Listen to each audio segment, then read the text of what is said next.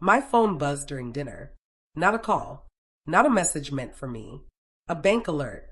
I remember that clearly because my spoon froze halfway to my mouth. The soup had already gone cold, but I didn't notice. I was staring at the screen, trying to understand why my heart had started beating like I'd just been caught doing something wrong. Account access removed. That was it. No explanation. No warning. Just those 3 words. I blinked. Once. Twice. Then I whispered to myself, that can't be right. My name is Nana May, and this happened to me. I had raised my son to call before making big decisions. To explain. To include. So my first instinct wasn't anger. It was confusion. I opened my banking app again. Logged out. Logged back in. The familiar red warning appeared like it had been waiting for me. Primary account holder. Updated. Updated to who? My fingers trembled as I scrolled. My name, my own name, was still there, but now it sat beneath another line. Authorized by third party. I didn't know any third party. I hadn't signed anything. I hadn't agreed to anything. I hadn't even been asked. My phone buzzed again. This time, it was the family group chat. I hadn't opened it all day. I usually avoided it. Too many forwarded videos. Too many good mornings. Too much pretending everything was fine. But now, I tapped it and realized immediately I was the only one who didn't know. There were photos, a house, white walls, wide windows, a red ribbon tied across a wooden door. Someone had typed, "Mashallah, sparkling heart, new beginnings." Another message followed. Finally, after all these years, my daughter-in-law, Miriam, replied with a heart emoji. And then, her mother. "This will be our home now." I read that sentence 3 times. Our home. My throat tightened. I scrolled up. Missed calls. Voice notes. Laughter. They had been celebrating while I sat alone, eating cold soup, wondering why my bank account no longer recognized me. I typed, then deleted. Typed again. Finally, I wrote, "What house?" The chat went silent. That silence hurt more than any insult could have. I wish I could say I stood up for myself right then. I wish I could say I demanded answers. But I didn't. I stared at the screen, waiting. Minutes passed. Then a reply appeared, from my son, Adil. "Amy, we'll talk later." Later. That word. It's always used when someone already knows they're wrong. I pushed my chair back and stood up slowly. My knees felt weak, like I had aged 10 years in 10 minutes. I walked to the living room and sat down on the couch, the same couch I had bought 15 years ago when Adil was still in college, when he had looked at me and said, "Amy, one day I'll buy you a bigger house." I smiled then. I wasn't smiling now. My phone buzzed again. A WhatsApp voice note. From Miriam. I hesitated before pressing play. Her voice was soft. Too soft. "Amy, please don't misunderstand. We were going to tell you. It just happened quickly. It just happened." That phrase again. Like houses grow on their own. Like money moves itself. I didn't reply. Instead, I opened my photo gallery. There it was. A screenshot I had forgotten about. A year ago. Adil had messaged me late at night. "Amy, can you transfer the amount tomorrow? It's for the down payment. Just temporary." Temporary. I had gone to the bank myself the next morning. Signed papers. Smiled politely. Told myself this was what mothers do. After everything I sacrificed. The doorbell rang. Sharp. Sudden. I jumped. Through the peephole. I saw Miriam's mother, standing there with a confident posture and a handbag that looked far too expensive for a woman who had never contributed a single rupee to my son's life. I opened the door.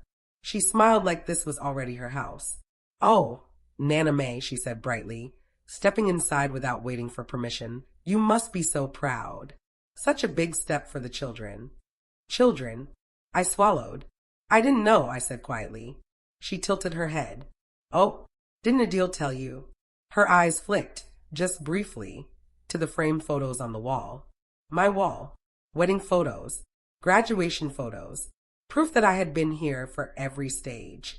"Well," she continued, lowering her voice, "these things happen. You know how young people are." Young. My son was 36. She walked around the living room, touching things. My things. This sofa would look lovely in the new house, she said casually. New house. I finally found my voice. You're going to live there? She turned, surprised. Of course, she said. Miriam can't manage alone. And besides, Adil insisted. Insisted. I felt something crack inside me. Not loudly.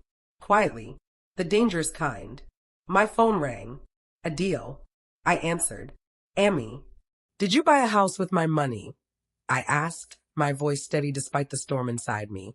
For your wife and her mother to live in? There was a pause. Too long. Then he said, Why are you making it sound like that? That's when I knew. I just want to understand, I said softly. Why was I the last to know? Another pause. In the background, I heard Miriam whisper, Don't make it a big issue. I closed my eyes. I wasn't angry yet.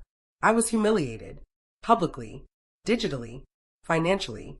My authority as a mother gone. My position in the family questioned. My financial security compromised. All within 30 minutes. That night, I didn't sleep. At 2:14 a.m., another message came. This time, from an unknown number. Legal documents will be emailed tomorrow. No greeting. No explanation. Just a promise. Or a threat. I stared at the ceiling and thought, when did I stop mattering? And more importantly, who signed those papers in my name? The email arrived at exactly 9:03 a.m. I know the time because I was already awake. I hadn't slept. Not really. I had just lain there, staring at the ceiling, replaying every sacrifice like a list no one had ever asked me to read out loud. The subject line read, Property Authorization and Occupancy Confirmation. My name was in it, not as the owner, as the consenter. My fingers hovered over the screen before opening it. Part of me already knew. Once I read it, there would be no going back. Some truths change how you sit in your own house, how you look at your own hands. I opened the attachment. Page 1. Legal language. Clean. Cold. Final. Then I saw it. A scanned signature. My signature. Or something that looked very much like it. My breath caught. No, I whispered. I zoomed in. Zoomed out. Zoomed in again. The curve of the M. The slight tilt. Someone had practiced. The document stated that the property funds were sourced through a family contribution and that residential priority would be granted to the marital household. Marital household. Not mother. Not Nana May. Not the woman whose savings had made the house possible. My phone rang. Hospital number. I almost ignored it. But something in my chest tightened, the way it does before bad news. I answered. Mrs. May, the nurse asked. Yes. I'm calling regarding your consent form for Mr. Adil. I didn't sign any consent form, I said. Silence. Then the nurse cleared her throat. I'm sorry, she said carefully, but you're not listed as next of kin anymore. I sat down. Hard. What do you mean? I asked. She hesitated. His emergency contact and legal family representative has been updated. It's his wife. Updated. That word again. Always quietly. Always without me. But I'm his mother, I said, my voice suddenly small. Yes, she replied gently. But according to our system, you're no longer authorized. Authorized. I thanked her and hung up. My hands were shaking now. This wasn't just about a house. This was about erasing me, form by form, signature by signature. I opened the family group chat again. New messages had appeared overnight. Photos. More photos. This time inside the house. Boxes stacked. Curtains being measured. Miriam's mother standing proudly in the kitchen, one hand on the counter like she owned the air itself. Someone commented, Auntie deserves comfort in her old age. Old age. I stared at that message until the words blurred. Was I already that invisible? Another message popped up from Miriam's cousin. Good decision not involving elders too much. Less drama. Drama. I felt something inside me go very quiet. The doorbell rang again. This time, I checked the smart doorbell app on my phone before opening it. I had forgotten it even recorded. There they were.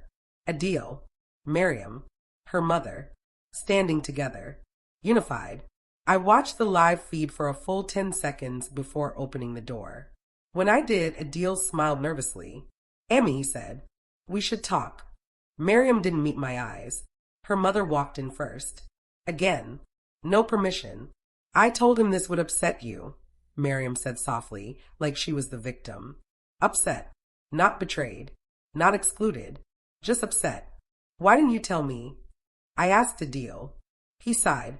We knew you'd react like this. I laughed once. A short, broken sound. Like what? I asked. Like a mother? His jaw tightened. This is exactly what I mean, he said. You make everything emotional. Emotional? I looked at Miriam. She finally spoke. Emmy, you already have a house. This was for our future. Our, not his, not family, just theirs. And my money? I asked quietly. Silence. Her mother cleared her throat. That was a gift, she said firmly. For the children. Gift. No. Gifts are given with love and acknowledgement. This was taken with paperwork and silence. I want to see the original documents, I said. Adil hesitated. Miriam's eyes flicked to him. Her mother spoke first. There's no need to confuse yourself with legal things, she said. Everything is already done. Done. That final word again. I stood up. I'm not confused, I said calmly. I'm excluded. Adil snapped. Why can't you just be happy for us? Happy. I wanted to scream. But I didn't. I stayed quiet to keep the peace. Like I always had. Later that afternoon, my phone buzzed. A message from an unknown contact. Hi, Nana May. I'm calling regarding a digital will update. Digital will. My stomach dropped. I typed back. Whose will? 3 dots appeared. Then, your late husband's estate. I felt the room tilt. How? I whispered. Another message came. There were recent amendments authorized through a linked family account. Linked. Family. Account. Everything was connected. Everything had moved without me. That evening, I sat alone on my couch again. Same place. Different woman. I opened my email. Scrolled. There it was. A PDF titled, Occupancy Priority Approved. Under names. First, Miriam's mother. Second, Miriam. Third, Adil. My name wasn't there. I wasn't even last. I was erased. I picked up my phone and recorded a voice note. Not to send. Just to hear my own voice. I didn't raise him like this, I whispered. My throat tightened. When did I stop mattering? The phone buzzed. Adil again. I didn't answer. Instead, I opened the smart doorbell history, scrolled back, and froze. There was footage from 3 weeks ago. Miriam's mother, standing at my door, with a man in a suit, papers in hand, time-stamped. I had been at the bank that day, signing something else, something temporary. My hand started shaking again. That's when I realized they hadn't just hidden the house from me. They had planned it. And the man in the suit, he looked very much like a lawyer. I whispered to the empty room, What else did you take while I trusted you? And just as the words left my mouth, my phone rang. Unknown number. This time I answered. A calm male voice said, Mrs. May, I think it's time we talked. There's something you were never told about the property transfer. My heart slammed. What? I asked. He paused, then said, Your consent may not be valid. I didn't tell anyone I was meeting the lawyer. Not my son. Not Miriam. Not even the neighbor who always asked too many questions. Some truths need silence before they can breathe. The office was on the 3rd floor of a glass building I had passed 100 times without ever noticing. Funny how places become important only when they threaten you. The receptionist looked up. Nana May, she asked. I nodded. He's expecting you. Of course he was. The lawyer stood when I entered. Mid-40s. Calm eyes. Too calm. Please sit, he said. I'm Mr. Khalid. I didn't waste time. You said my consent may not be valid, I said. He folded his hands. Yes. Just that one word. Yes. No apology. No sympathy. Then he added, Because it appears your signature was used without your physical presence. The room went quiet. I was at the bank that day, I said slowly. Yes, he replied.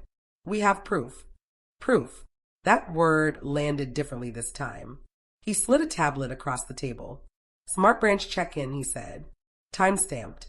CCTV verified. I stared at the screen. There I was, standing at a counter, signing a different form, different clerk, different purpose. You never signed the property consent, he continued. Someone uploaded a scanned version later. Someone. I already knew who, but hearing it spoken made it heavier. So, what does that mean? I asked. He leaned back. It means the transfer can be challenged. Challenged. Not undone. Not erased. Just challenged. My chest tightened. And the house? I asked. Who legally lives there? He hesitated. That's where it becomes complicated. Of course it did. Your son listed his wife as primary family, he said carefully. You were reclassified. Reclassified? Like an outdated file. As what? I asked. He looked at me. Extended relative. I laughed. I couldn't stop it. Extended. I carried him for 9 months. Extended. I sold my jewelry for his education. Extended. I see this reaction often, the lawyer said gently. That gentleness almost broke me.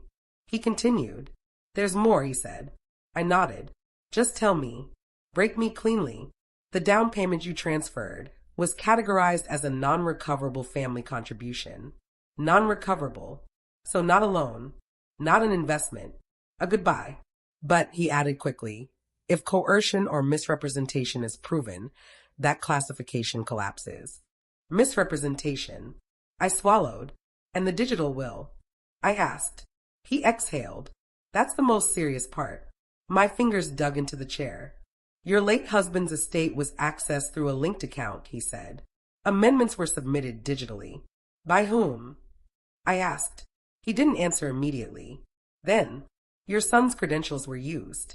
Used. I closed my eyes. He didn't even deny it to himself anymore. But the lawyer added, there's a problem with that amendment. I opened my eyes. You were listed as mentally unfit at the time. The room spun. What? I whispered. He nodded. A declaration was submitted stating you were emotionally compromised and dependent. Dependent? On whom? On the very people taking everything from me. That's not true, I said. I know, he replied. Which is why it's invalid. Invalid. For the first time since the bank alert, I felt something shift. Not relief. Power. When I got home, the house felt different. Smaller. Like it knew something I didn't. My phone buzzed. Family group chat. Adil had typed. We need to clear the air. Clear the air. I replied. Come tonight. 3 words. No emotion. No explanation. They arrived together. Of course they did. I watched through the smart doorbell again. This time I recorded. When I opened the door, Miriam smiled too quickly. Her mother didn't smile at all. Adil looked tired. We sat. Silence stretched. Finally I spoke. I met the lawyer. Adil stiffened. Miriam's eyes widened. Her mother crossed her arms. What lawyer? Miriam asked. The one who confirmed my signature was forged, I said calmly. The word hung there. Forged. Adil stood up. That's ridiculous, he said. Why would you say that? I looked at him. Sit down, I said softly. He did. You listed me as mentally unfit, I continued. Why? Miriam gasped. Her mother spoke sharply.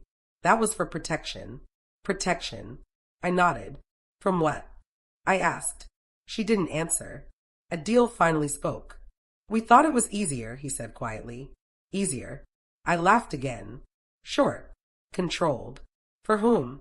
I asked. No one answered. That silence was my answer. I stayed quiet to keep the peace, I said. I didn't ask questions. I trusted you.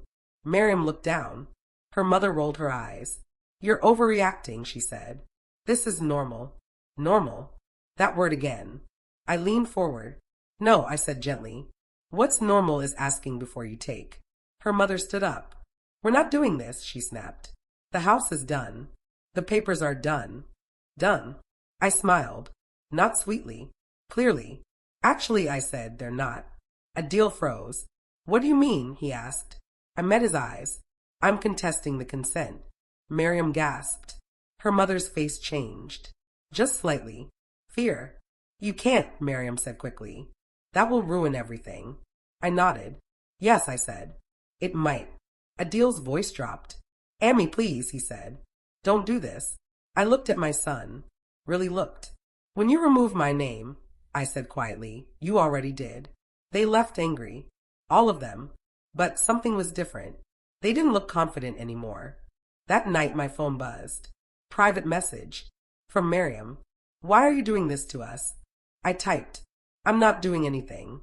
I'm just not disappearing anymore. She didn't reply. At 1:37 a.m., another message came. Unknown number. Mrs. May, you should know. There is a second property file. Hidden. My heart stopped. Second. Hidden. File. I replied with shaking fingers. Hidden by whom? 3 dots appeared. Then disappeared. Then, by someone who assumed you'd never look. I stared at the screen and thought, what else don't I know? I didn't sleep again. But this time it wasn't because of pain. It was because my mind wouldn't stop assembling pieces. A second property file. Hidden. Assumed I'd never look.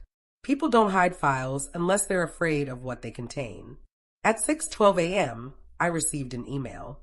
No greeting. No logo. Just an attachment and one line. Check the ownership trail. Start from 2019. My hands were steady when I opened it. That surprised me. The document was messy. Not polished like the others. Scanned contracts. Email chains. Payment receipts. And then, a name. Not mine. Not Adil's. Miriam's mother. Listed as initial intended occupant. Dated 3 years ago. 3 years. Before the marriage. Before the down payment. Before my temporary transfer. I leaned back slowly. So the house was never meant for me. It was never even meant for my son. It was meant for her. I whispered. So that's why. I scrolled further. There it was. A bank memo. Funds required to finalize delayed purchase. And beneath it, my account number. Highlighted. Referenced. Planned. I felt something cold slide down my spine. This hadn't been a decision made in love. This had been a strategy. My phone rang. A deal. I let it ring. Then it rang again. I answered on the third try. Amy, he said quickly, why are people calling me? People? What people? I asked. Relatives, he said. They're asking about the house. I smiled faintly. Good, I said. What? He snapped. You didn't want drama, I continued calmly. Now there's clarity. Silence. Then, what did you tell them? He demanded. I didn't tell anyone, I said. Documents speak on their own. Within an hour, the family group chat exploded. Questions, screenshots, speculation. Someone had shared a cropped version of the ownership trail. Name circled in red. And right there, my name, under source of funds. Not under owner. Not under resident. Just source. Like a machine. Miriam typed. This is private. Her cousin replied. Then why does Nana's money appear everywhere? Another message. Why wasn't she living there if it was her contribution? I didn't type a word. Silence, when timed right, becomes evidence. The doorbell rang again. This time, I didn't look at the camera. I already knew who it was. Miriam stood alone. No mother.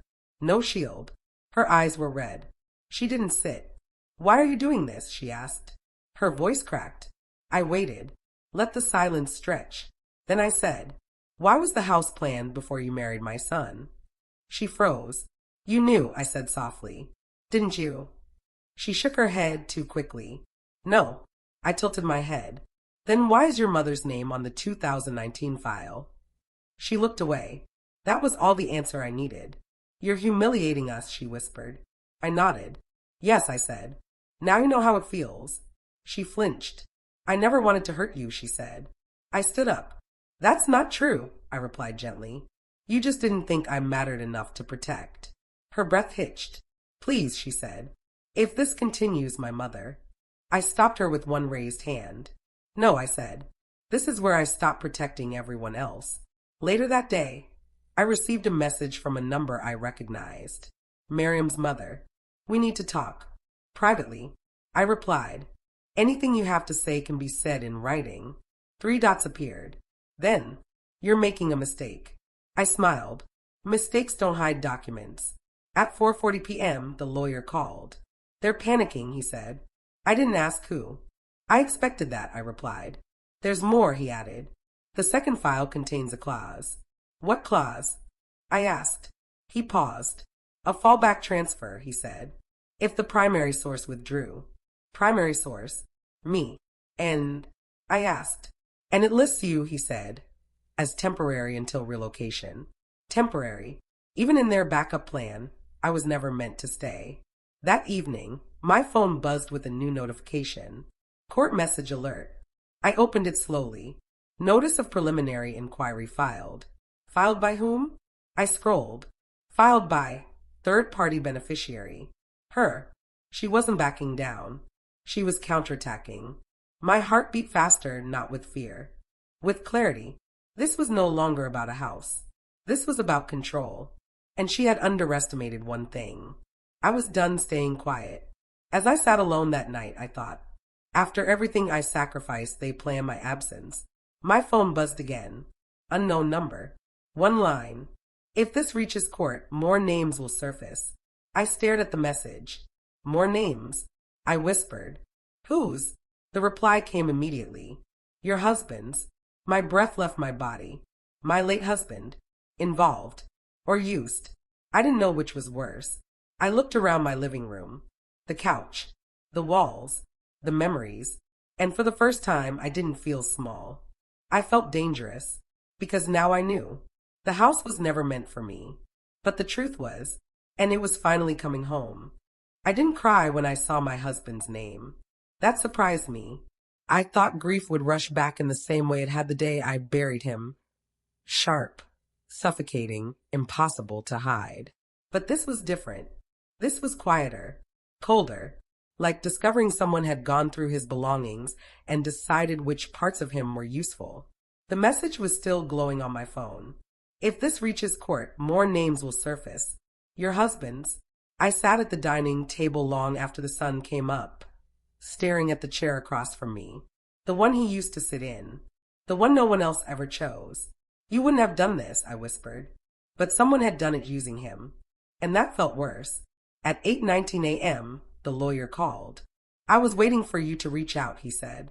I need to see everything, I replied. Anything with my husband's name on it. There was a pause. I should warn you, he said gently. It won't be easy. I laughed once. Nothing has been easy since I trusted my own family. The files arrived in pieces. Emails, authorizations, digital consent forms, all stamped with dates after my husband's death. That's when my chest tightened. Dead people don't sign things, but their names still carry weight. And someone had used that weight to crush me.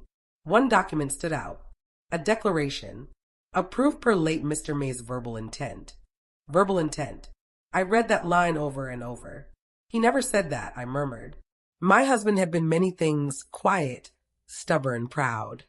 But careless with his wife's security was not one of them.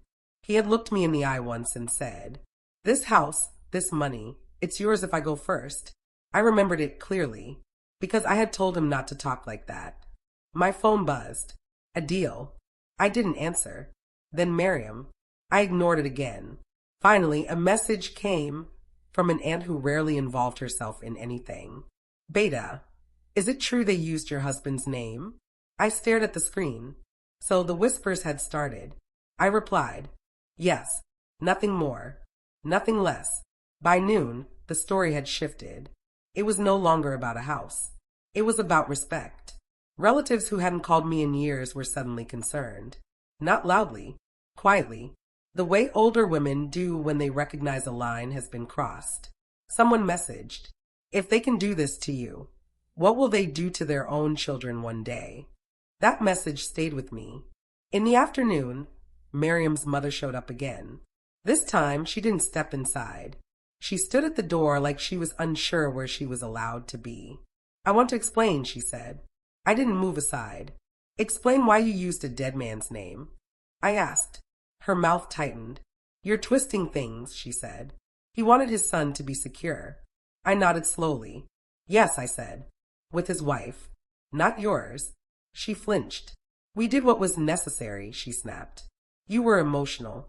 Emotional. That word again. I leaned closer. No, I said quietly. You needed me silent. She took a breath. You don't understand how the world works now, she said. Everything is digital. Someone had to act. Act. I smiled sadly. So you acted as my husband, I said. Without asking me.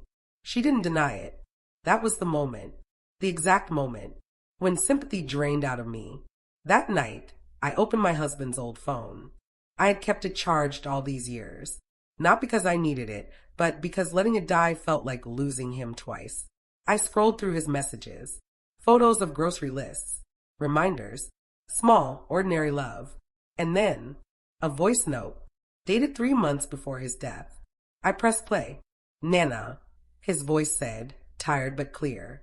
If anyone ever tells you I agreed to something without you, don't believe them. You know me better than that. My hand started shaking. Tears finally came. Not loud, not dramatic, just quiet drops onto the screen. The next morning, the lawyer called again. This changes things, he said after I sent him the voice note. How? I asked. It establishes intent, he replied, and it contradicts every claim made in his name. I closed my eyes. So they lied, I said. Yes, he replied, and now they know you can prove it. That afternoon, a deal came alone.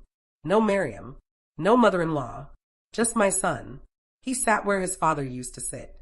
That hurt more than anything else. Why didn't you tell me? He asked quietly. I looked at him. Why didn't you ask? I replied. He rubbed his face. They said you'd never understand, he said.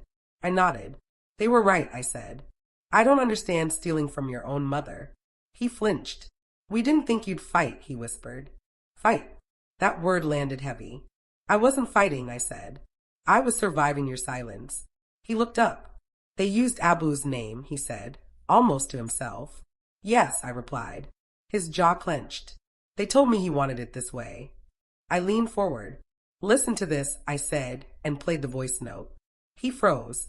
His eyes filled. I didn't know, he whispered. That may have been true, but it didn't change what had happened. Amy, he said, voice breaking, what do you want? I thought about it, long and hard. I want my dignity back, I said, and I want the truth on record. He nodded slowly. They're scared, he admitted. I smiled faintly. They should be. That evening, a court update came through. Request for amended declaration acknowledged. Acknowledged. Small word. Big shift. And then another message. Unknown number. You should stop now. This will cost your son. I stared at it, then typed back. He already paid. So did I. I sat alone again that night.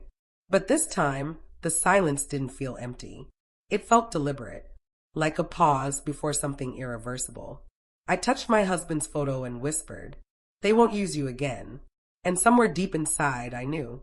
This wasn't the end of the fight, but it was the end of my obedience. I didn't speak for the first hour after the court notice arrived. I just sat with my tea, staring at the steam rising in slow, curling patterns. My hands were steady. My mind was sharper than it had been in months. For years, I had been quiet, thinking my silence was peacekeeping, thinking my patience could shield the family from chaos. Now I realized that silence had only allowed them to rewrite everything I had built. And yet now, for the first time, I could see fear creeping into their perfectly curated composure. Adil avoided my calls for 3 days. Miriam stopped sending cheerful little check-in texts that always ended with "hope you're not upset." Even her mother, who had always barged into my house like she owned the air, called once, quietly, like a criminal being observed. I didn't answer. I didn't need to. The very fact that they were calling me, that they were asking without words, was confirmation that the power had shifted. By midweek, whispers had begun to circulate in the extended family. Have you seen the documents? Nana May is contesting everything. Did you know she has the proof?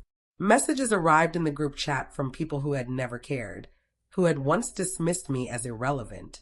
Screenshots of bank transfers, timestamps, and my husband's old voice note were floating around like seeds in the wind. I didn't encourage it. I didn't need to. The information was a weapon that did not require me to wield it. And the strangest thing, I didn't feel satisfaction. I felt clarity. For once, the family that had erased me could not deny my presence. They had underestimated the patience, the quiet dignity, and the strategic mind of the woman they thought they had silenced. And in their panic, cracks began to show. Adil argued more sharply with his wife. Miriam avoided eye contact. Even her mother stopped issuing orders. The shift was subtle but unmistakable. One evening, Adil arrived without warning. The moment he entered, I noticed it. He wasn't sure where to sit, whether to stand, whether to even speak. The hesitation in his eyes mirrored the hesitation I had seen in Miriam's mother when she first learned the truth about the second property.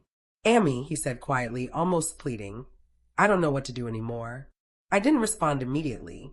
I let him sit with the tension, let him feel the weight of every document, every timeline, every voice note that had proven my husband's intentions had been violated. I'm not asking for forgiveness, I said finally. I'm only asking for truth, and for you to understand what you've done. He swallowed hard. The moment was simple, quiet, but devastating. This was not confrontation. This was realization. And in that realization, I could see that they were afraid. Afraid because they knew that my silence had been a bluff, and now it had ended. The next day, I received a text from Miriam. Please, can we talk? Privately. I stared at it for a long moment. Privately? After everything? After the documents, the exposure, the court acknowledgement? It was clear they had begun to understand that I wasn't bluffing, that I wasn't powerless, and that any further attempt to hide or manipulate would fail. I didn't reply immediately. I let them stew in their own discomfort. Hours later, another message appeared. We just want to fix this. Fix? Fix how? Apologies had been delivered too late to matter emotionally. But I knew what they meant, control. They wanted control back. They wanted the illusion that they could continue their plans unchallenged. But by now, that illusion was broken. Every step I had taken, every piece of proof I held, every quiet observation I made had dismantled the power they had assumed was theirs. I spent that night reviewing every file, every note, every timestamp. I realized something crucial. They had planned carefully, but they had underestimated my ability to observe, to remember, to anticipate. And in underestimating me, they had left themselves exposed. I didn't need to attack. I didn't need to shout. The court had already acknowledged my voice note. The documents had already proven misrepresentation, and their panic had already begun. By the time the family group chat lit up with questions and speculation, I knew that I had already won the most important battle. They finally realized I wasn't bluffing. And that knowledge, quiet though it was, made me feel unstoppable. But just as I began to feel that faint glimmer of control, my phone buzzed with a message from an unknown number. You think this is over? You haven't seen everything yet. My heart skipped. I stared at the screen. Another layer. Another secret. And for the first time, I understood that the fight was far from finished. Someone else had been pulling strings in the shadows. And now, the next revelation was about to hit. I didn't sleep that night. The message from the unknown number kept flashing in my mind, like a warning light I couldn't ignore. You haven't seen everything yet. The words repeated themselves with each blink. Who was watching? Who had orchestrated all of this behind the scenes? My son? Miriam? Her mother? Or someone else entirely? I knew better than to assume it was only my immediate family. Years of quiet observation had taught me that the most dangerous people are those who work in the shadows, invisible until it's too late. I made a decision. I would find out piece by piece who had been moving all the strings, and I would not let them intimidate me. Not now. Not ever. The next morning, I returned to the lawyer's office. He looked at me with that same calm, measured gaze that I had learned to read like a map. You look like someone ready for war, he said, almost jokingly. I didn't smile. I am, I replied simply. He nodded. He knew better than to underestimate me. Together, we went through every file, every signature, every timestamp, every bank transfer connected to the property, the digital will, and the second hidden house. There was a faint line in a scanned email chain, almost invisible, that revealed what I had feared. Someone had been coordinating these actions from outside the family, using my family as pawns. The handwriting, the email addresses, the sequence of approvals, it all pointed to a single orchestrator. Someone who had known exactly how to manipulate my husband's legacy, my son's obedience, and my silence. I sat back in my chair, my hands clasped. I had expected betrayal from those I loved. Yes, but the presence of a hidden mastermind was a revelation that made my chest tighten. And yet, instead of fear, I felt something else, clarity. The shadow behind the papers had underestimated me. They thought that by isolating me, by using documents, forged signatures, and whispers, they could control everything. But they didn't count on me noticing the pattern, connecting the dots, and understanding that someone had been moving in the background for years. This was no ordinary family dispute. This was a carefully crafted manipulation. And now, the manipulator had been exposed. Or at least, vulnerable to exposure. By the afternoon, I started seeing signs. Adil was nervous on the phone, his voice unusually low. Miriam sent a flurry of messages that tried to justify things with explanations that didn't make sense. Her mother stopped sending the polite, commanding texts that had always felt like ultimatums disguised as concern. Even my own relatives, who had once ignored me, began whispering in my favor. Someone had made a mistake, and it wasn't me. It was the person hiding in the shadows. And that realization fueled me. If they had underestimated my patience and my intelligence before, they would never make that mistake again. I began tracing the documents, looking at timestamps, cross-referencing email addresses, noting the IPs connected to submissions, approvals, and uploads. Slowly, I narrowed it down to a single trail that didn't match anyone in the family. And then I found it, a small, overlooked digital signature. Not Miriam, not her mother, not even Adil. Someone else had been orchestrating this, making sure that I stayed oblivious while my own resources were redirected. The realization made my stomach twist, and yet a cold fire ignited inside me. They thought they could manipulate my family, my wealth, my dignity, but they had not counted on me being methodical, calm, and relentless. That evening, the shadow made their first move in the open. I received an encrypted email, the subject line stark and impersonal. We need to stop Nana May before she escalates further. My hands didn't shake. My heart didn't race. I read it, then saved it, then smiled quietly to myself. Escalate? The irony was delicious. For years, I had been silent, watching, sacrificing, waiting. And now, the shadow feared me because I had finally found their trail. And that fear, I realized, was the power I had been seeking. It wasn't revenge. It wasn't anger. It was leverage. I called the lawyer. I want everything documented, I said. Everything. He nodded, including digital trails, IP logs, bank confirmations, timestamps. Yes, I said firmly. I want a chain that cannot be broken, a record that will not bend. I want him to see that I am no longer powerless and that anyone trying to manipulate me will be exposed. The weight of that statement hung in the air between us. He understood what it meant. For the first time in weeks, the strategy was mine, not theirs. The next morning, I received another message. This time, it was more personal. You should be careful. Not everyone wants to see this come to light. I stared at it for a long time. Who were they talking about? Miriam's mother?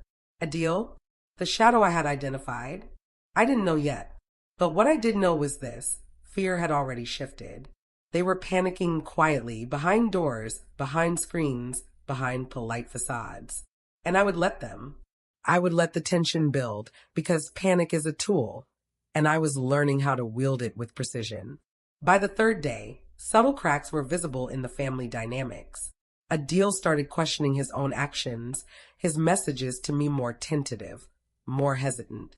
Miriam avoided family events, claiming work obligations, and even her mother began leaving small apologies in the group chat, carefully worded, almost rehearsed. The shadow behind the papers had not counted on the fact that exposing their manipulations would trigger a domino effect in the family. Each small confession, each small reaction, was a fracture that widened without me needing to push. And that realization, quiet as it was, gave me confidence I had not felt in years. Late one night, I accessed the smart doorbell records again, reviewing footage from months ago, cross-referencing with document timestamps.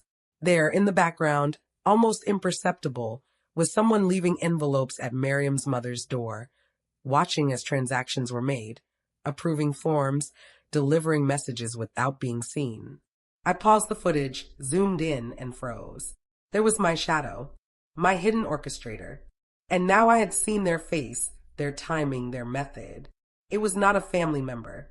It was someone outside, someone who had manipulated my family to serve their own agenda. I didn't feel anger. Not yet. I felt understanding. Knowledge is power, and I finally had it. The next morning, I spoke to my son, gently but firmly. A deal, I said. Do you know about the person who has been coordinating everything from the outside? His face turned pale. I think so, he stammered. I nodded. Then you know what's coming. And I want to see every document, every message, every trace. No one gets to hide now. Not your wife, not your mother, not anyone. The fear in his eyes wasn't fear of me. It was fear of the shadow finally being revealed, of their careful manipulation unraveling in front of everyone. And that, I realized, was my next victory. Patience had revealed the enemy, and knowledge had stripped them of their confidence. By the evening, Miriam sent me a trembling message. Amy, I didn't know. I swear I didn't know. I read it and didn't respond. Silence had become the most effective tool in my arsenal. Let them speak. Let them justify. Let them panic. The shadow behind the papers, the true orchestrator, had underestimated the one thing they couldn't control. My mind, my patience, my clarity. By the time morning arrived, the silence in the house felt heavier than any argument ever had. Silence has a way of exposing truth. It removes excuses, strips away performances, and leaves only intention behind. I sat at the dining table with my tea growing cold, staring at the wall where family photos once hung proudly. I had taken them down the night before. Not out of anger, but clarity. Pictures lie. Smiles freeze moments that don't reflect what happens behind closed doors. And behind ours, something rotten had been growing for years. The lawyer arrived earlier than scheduled. He didn't ask how I was. He didn't need to. The files he carried spoke loudly enough. When he placed the folder on the table, I noticed his hands, steady, controlled, but cautious. Professionals develop that look when they know the truth is about to hurt someone. We confirmed it, he said quietly. The beneficiary isn't who you were led to believe. I didn't respond immediately. I had already prepared myself for disappointment, but preparation doesn't soften betrayal. It only sharpens your understanding of it. He slid the document toward me. The name printed there was unfamiliar at first, but then memory struck like a slow wave pulling me under. A consultant, a so-called family advisor, a man who attended events quietly, who spoke politely, who never raised his voice. Someone who knew my husband's habits, my son's insecurities, Miriam's ambitions, and her mother's hunger for control. He wasn't family, but he had positioned himself as necessary. And necessity is how parasites survive. I leaned back and closed my eyes. Suddenly, everything made sense. The delays, the sudden legal suggestions, the urgency to sign, the subtle fear planted into conversations. He hadn't stolen anything directly. No, that would have been too obvious. He had engineered consent. He had guided decisions until everyone believed they were acting independently. That is the most dangerous kind of thief. The one who convinces you it was your idea. The beneficiary clause revealed that portions of the property, future proceeds, and legal control had been quietly assigned to him under advisory compensation. Compensation that exceeded anything reasonable. Compensation no one questioned because no one looked closely enough. Everyone trusted him because everyone trusted someone else more than me. My son arrived later that afternoon. He looked exhausted, hollowed out by sleepless nights and regret he didn't know how to express. He sat across from me, hands folded, eyes avoiding mine. Amy, he said softly, I didn't know it was this bad. I watched him carefully. He wasn't lying, but he wasn't innocent either. You didn't want to know, I replied. There's a difference. I placed the document in front of him. His face drained of color as he read. I could see the moment realization hit. The moment he understood that he had been used. That his obedience, his silence, his trust had all been leveraged against his own mother. And still, I didn't raise my voice. Power doesn't need volume. Miriam called that evening. Her voice cracked halfway through the sentence. She tried to explain how the advisor had reassured her, how he framed everything as protection, as future security. She said she felt pressured, that she didn't understand the legal language, that she trusted the process. I listened, truly listened. Then I said something she wasn't expecting. Trust without verification is surrender. The line went quiet.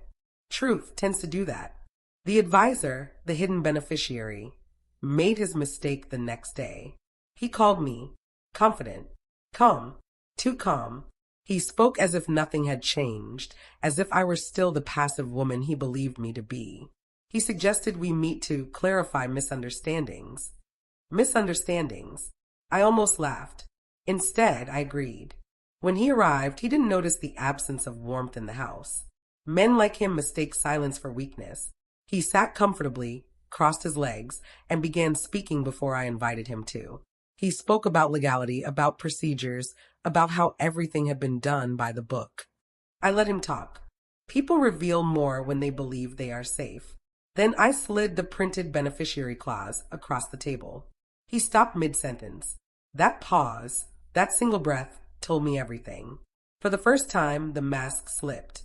He tried to recover quickly, explaining how advisory compensation worked, how these arrangements were common, how it was all perfectly legal. I nodded slowly. Legal, I repeated, but concealed. He stiffened. He knew where this was going now. I leaned forward. You didn't steal, I said calmly.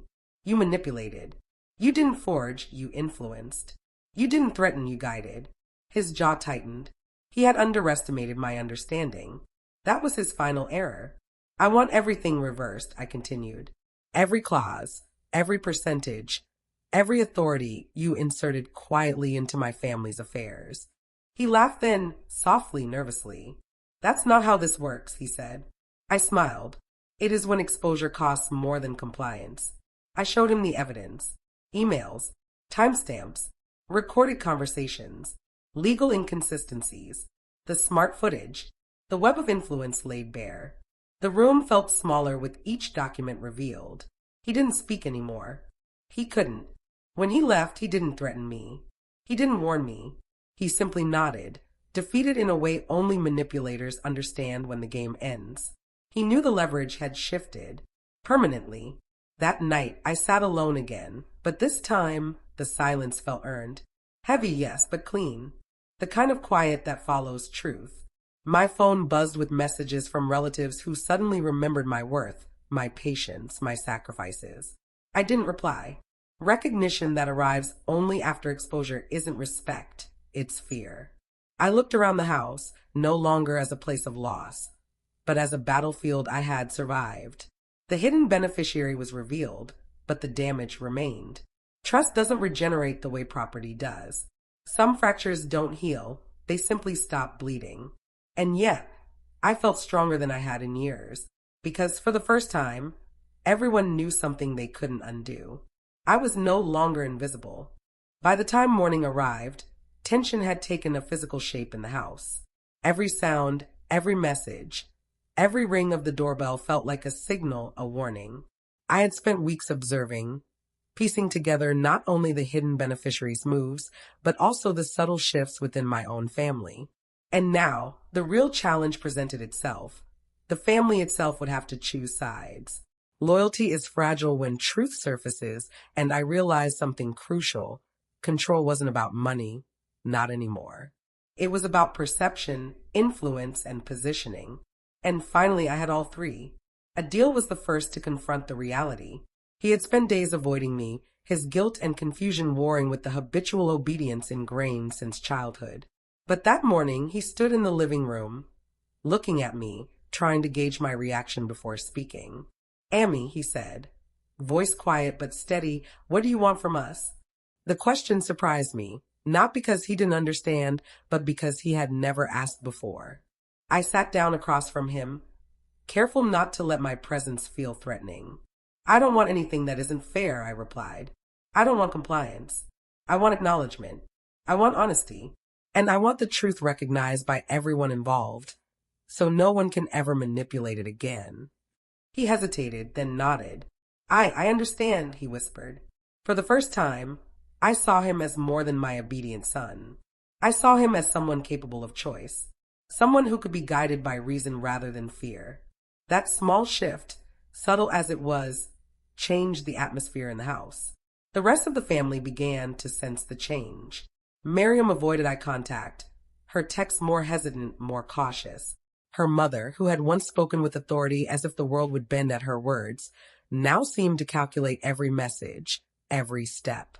Even distant relatives who had never involved themselves were quietly aligning, some with me, some with fear, some simply curious. By noon, the first confrontation unfolded. A relative, distant, previously indifferent, approached me with a simple question. Do you really want us to go against her? They meant Miriam's mother, the woman who had orchestrated much of the manipulation with subtlety and polish. I looked them directly in the eyes. I don't want anyone against anyone, I said. I want truth and loyalty, if it exists, to be conscious, not forced. That simple distinction caused hesitation. They weren't used to choosing consciously. They were used to following the louder voice, the one with confidence or fear. Now, the decision rested on them, and it was uncomfortable. That evening, Miriam confronted me alone. She had stayed silent for days, trying to navigate between her mother's expectations, her husband's loyalty, and her own discomfort. She looked nervous, but there was an honesty in her voice I hadn't heard before. Emmy, she said, I didn't know about everything, but I see it now. I see how you were left out. I nodded slowly, letting her words sink into the tension in the room. Acknowledgement is the first step, I said, but action must follow. Her eyes widened. What do you mean? She asked. I didn't answer directly. Instead, I leaned forward slightly and said, the house, the accounts, the decisions. Everyone must know where they stand. Privilege and authority cannot hide behind silence anymore. Adil, who had been quietly observing from the doorway, interjected. Amy, if we make this public, what happens to the family? He asked. I looked at him sharply. Public recognition isn't about shame, I said. It's about awareness. The family will align themselves where they must. Those who choose deception or manipulation will expose themselves. Those who choose honesty will stand openly. That's all. And everyone will see it clearly. By the next day, the first sides were chosen. Some relatives, previously silent, began quietly supporting me. They called, they texted, they visited, carefully, politely, but unmistakably. Others, those who had once spoken loudly and with confidence, remained on the sidelines, hesitant, calculating, trying to decide if they would protect the hidden beneficiary, Miriam, or themselves. Even Miriam's mother began to falter, sending messages to Miriam instead of to me, her influence waning as visibility replaced secrecy. At lunch, Adil spoke up unexpectedly. Amy, he said, if we're doing this, we need rules. Transparency. Full disclosure. Everyone involved needs to know what's happening. I nodded, proud but cautious. Yes, I replied. Transparency. No more whispers, no more hidden agendas. Everyone must know exactly where they stand. And anyone who tries to manipulate will be exposed. That evening, Miriam and her mother called a private meeting. I wasn't invited, but I knew it was happening. The family group chat lit up with questions, speculations, subtle accusations. Each message revealed cracks in loyalty. Each hesitation, each silent pause was evidence of the shift. The hidden beneficiary, sensing the growing exposure, attempted to intervene quietly, but by now they had underestimated the collective awareness I had instilled. Even Adil began questioning previous instructions, recalculating loyalties, and quietly guiding those who still wavered toward transparency. I watched it all unfold quietly, observing patterns I had memorized over years of careful attention. Silence was my ally. Let them squirm, let them plan, let them whisper. When the shadow behind the papers moved, I already knew the next step. When the family chose sides, the ripple of decisions exposed not just the deception of others, but the strength of my patience, strategy, and observation. By the time Miriam's mother finally spoke in the group chat, apologizing ambiguously for miscommunications, it was too late. The narrative had shifted. The family now knew my position. My clarity had become authority. Late that night, I received a text from a cousin who had previously been neutral. I see now why you were silent. We didn't realize. We were wrong. I'm with you. I smiled quietly. One more alignment. One more subtle shift. Every day, the sides became more distinct. People could no longer hide behind politeness, fear, or convenience. They were either with the truth, or they were against it. And the anticipation of that choice, the tension it created, would continue to unravel the manipulations that had haunted us for years. But just as relief began to flicker, a new message appeared. Unknown number. Same encrypted style as before. Family alignment isn't enough. There's still one move that will undo everything. My chest tightened.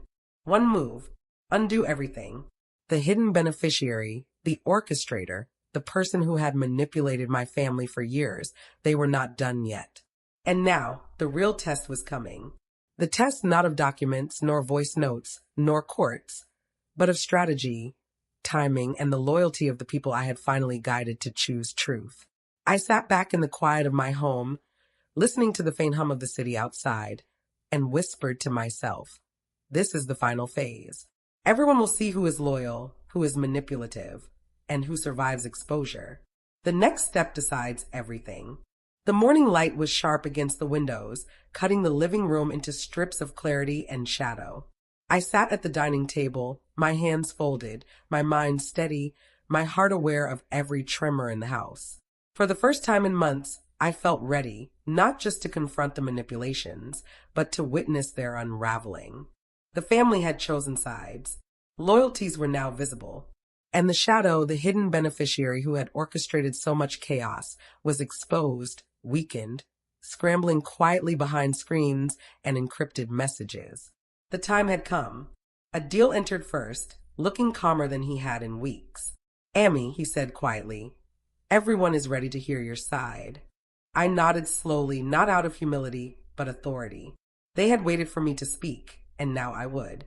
The first message arrived on my phone, a simple notification, a group chat where Miriam, her mother, my relatives, and even distant observers were all present. Silence reigned. They knew I would reveal everything. They feared exposure, and fear has a way of making even the proudest mouth still. I began slowly. For months, I said, you have hidden decisions, documents, and actions from me.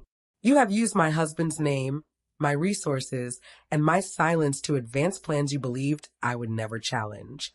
You were wrong. The pause was long. I let the words hang, let the weight settle. Every head in the house, every phone on vibrate, every nervous glance became part of the stage I had set. Then I revealed the first layer, the voice note from my husband, the timestamp documents, the court acknowledgments. Screenshots appeared on group chat, carefully photographed, deliberately shared. Murmurs traveled instantly, some gasps, some silent scrolling, some messages paused mid-sentence. The hidden beneficiary, despite all attempts at secrecy, had been cataloged, exposed, cornered. I let the proof speak for itself. Words are powerful, but evidence cannot be denied. Miriam's mother reacted first.